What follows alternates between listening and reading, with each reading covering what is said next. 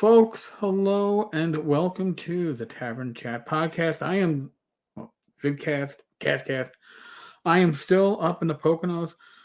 We had a tree taken down today. Holy shit. When a tree falls in northeastern PA, does it make a sound? It makes a thump. I might put the video up just as a side little goofball thing. But, and actually there's something I will probably the whole tree destruction deal. There's a lot of stuff you can. I can talk about campaigns. I can talk about adventures, but instead, I guess something else I want to talk about. I want to talk about how many of us, myself included, there are times I just want to play a murder hobo. Right? I want to kill things and take their shit. Right? And why is playing a murder hobo so exciting? I mean, people go, "Oh, it's lowbrow play," but there's something about it. So, before we came up to the Poconos, I was going through a drawer of shirts, and I have some buff shirts, and most of my buff shirts, these are NYPD shirts. This was Street Crime Unit, Citywide Anti-Gun Squad. This shirt kind of fit me back in '98, and then never fit me again. I could wear it and I'd be like, "Oh, look, he's wearing a bib. There's the belly button going." It fits again, but I then decided to read the back of it, and there's the whole back of this huge thing back here, and it's an Ernest Hemingway quote, and I thought I'd read it. I think it has a lot of meanings beyond just what it says here. There is no hunting like the hunting of man. And those who have hunted armed men long enough and like it never care for anything else thereafter. Ernest Hemingway. And yes, that was the motto of the gun squad. And I knew some sergeant and lieutenant who had been members of street crime, and they were good at spotting guns. I think I'm a good player as a murder hobo when I want to be. But why is murder hoboing so much fun? Because you are getting into the mindset of taking on the adversaries, right? These are adversaries that can, in theory, if you're playing 5e, maybe not. But if you are playing one of the, and it's not an insult to 5e, all right? It's very hard to get your character killed in 5e. It's not impossible, but I'm just saying. But in old school gaming, not just in D&D and its clones, but look at things like Rollmaster. Oh my God, one of those criticals could just take your feet right out from under you. We used to play Merc using the Rollmaster critical tables. It puts you on edge, right? As a player, the idea that you are going to go into an adventure looking to improve, but the adversaries have the ability, if you aren't playing up to your game, to end your character's life, career, make you start anew. Now, in old school gaming, having to roll up a new character can be painful, sure, but you're not, generally speaking, it's not like, oh my God, I went through 7 levels with 8 feats and a bazillion skill points, and I was putting my Christmas tree in order. It isn't this. It isn't quite like that, but it's still that on edge. Listen, I was a police officer for 20 years. I've mentioned that. I make no allusions to it. And I wrote a desk for a number of years as a sergeant in an administrative position. And then with Hurricane Sandy, went back out and literally worked the streets again. Had one of my detectives as my driver. We are going to jobs. We are getting that adrenaline rush. We thought we had a collar and arrest for somebody breaking into a car. It wasn't his car, but he wasn't breaking into it. We actually made a phone call for somebody who gave him permission to sleep in the car because the guy was one of the I think phone company workers that were working on restoring service, basically an emergency worker.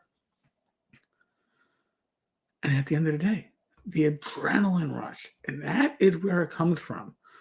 The adrenaline rush of being out there. And I was talking with my detective, and I was like, Ivan, this is good, man. I really feel alive. He goes, yeah, but Sarge, guess what?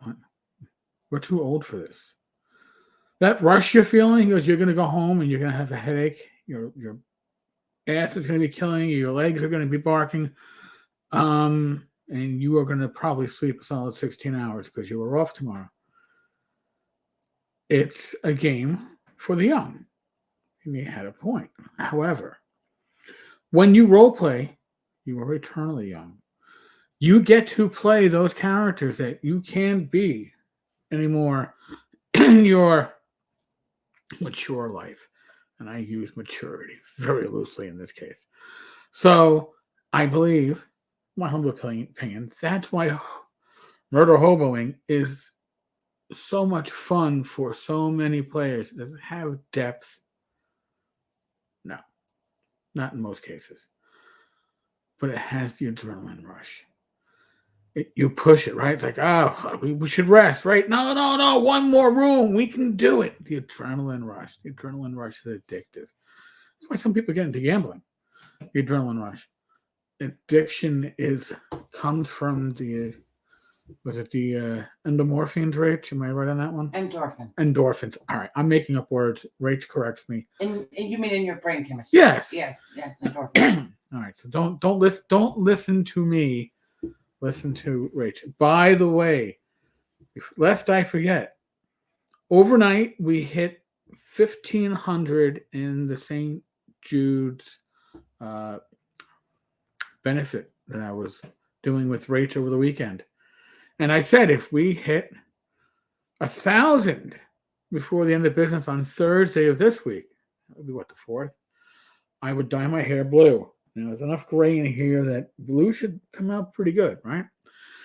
I also said I would go to the park with our dog wearing the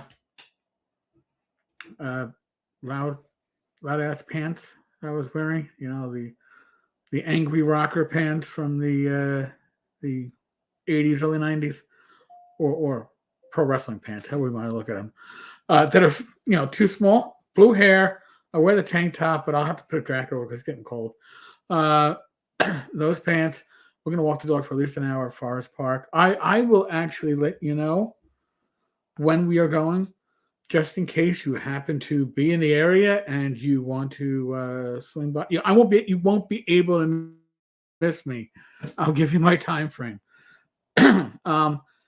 Now we hit 1,500. Now 1,500 was another goal. 1,200, 1,000 was the blue hair. 1,200 was walking the dog. 1,500 was I will go and dare I say it, I will go food shopping with the blue hair. Probably not with those pants. Probably with the taco cat pants that I came out in before I stripped down a little bit to my sexier clothing. But the taco cat blue hair tank top. I'll leave my jacket unzipped so people can see the wonderful tank top.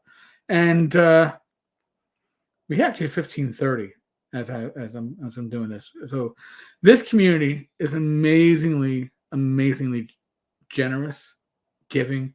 I've mentioned this before. I've mentioned benefits that were going on for members of our community who've been in need, the family's been in need, medical reasons, deaths in the family. You all have stepped up. You're embarrassing me in the most amazingly good way, and I'm so happy I can participate this way. So there's talk of us doing something like this on a seasonal basis. I think the next seasonal holiday would be I don't know, Easter. I don't know if we want me as an Easter bunny. I think that might be really scared and make the children run away. But I'm sure we can find something that's appropriate in a good cause. If you've ever met me, you should know that for a good cause, I'm happy to embarrass myself. This is a very good cause. Now, I haven't told Bad Mike this. I'll tell Bad Mike this tomorrow. But if we are going to give away or auction off this outfit that I wore on this past Saturday at North Texas RPG Con, I will model it. And I will model it all day to get it nice and sweaty. I will wear it all Saturday at North Texas RPG Con. I will be the only person cosplaying. And come on, you know, if you're going to North Texas, you're going to want to own it. Maybe we'll sell it off piece by piece, but man, maybe the full ensemble will make more money. Mike will probably hate me after this, but hey, he's my once a week work spouse. So what can I tell you? He's allowed to hate me. All right, folks. On that note, we are still in the midst of the world of COVID. I am not telling you what to do. I'm vaccinated. Rach is vaccinated. These are decisions that you have to make based upon your risk factors, your health. Okay? That's what it comes down to. You know where you stand and where you are in the health matrix. So make decisions that are appropriate. That's all I ask. Use your common sense. Be safe, be well, God bless. Roll those dice. Saturday. Oh my God. It's coming up. What is it? 4 days from today? Remember, just shaking her head. Yes, 4 days from today. Blue hair. I keep it blue for at least a week.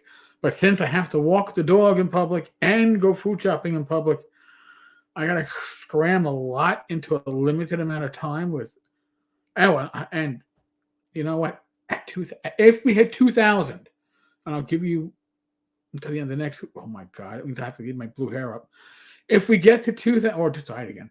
If we get to 2,000, Rich, I will do. And this is going to be rough. I will do the pub, but not. Well, the old geezers will be embarrassed, but if we hit 2,000. And it's possible we get 2,000 by the end of next week, right? The end of, by I have to be by the 11th. I'm doing the math in my head. We'll do karaoke at our local pub with me and the blue hair and the. You'll actually sing a song. Oh, and I'll actually sing a song. I'll sing a song with the blue hair, the tank top. We're gonna have to make sure we get the right song. We'll do that at 2,000. Okay. Now Rachel's going, my husband is a fucking loon, but she loves me. We'll just have to make sure that it's a Saturday night that JF isn't there. JF? Oh, Jerry. I would never live. You know what? For 25. So hold on a second. If we hit 2,500. We will go on the day that the one guy at my local pub who will never let me live this down will call me out for the rest of my life for having blue fucking hair. Jerry. And tights on, the whole outfit. The man at 20, I would do that at 25. And Rachel will record all this stuff. I will. She will. We can't even do it. So, God bless me. I might need it. Thank you all. And your support is amazing. Really. I'm glowing and I'm going to be embarrassed as all hell and then still be rolling. So what's better than that? All right, folks. I'm going to bow out. Thank you much.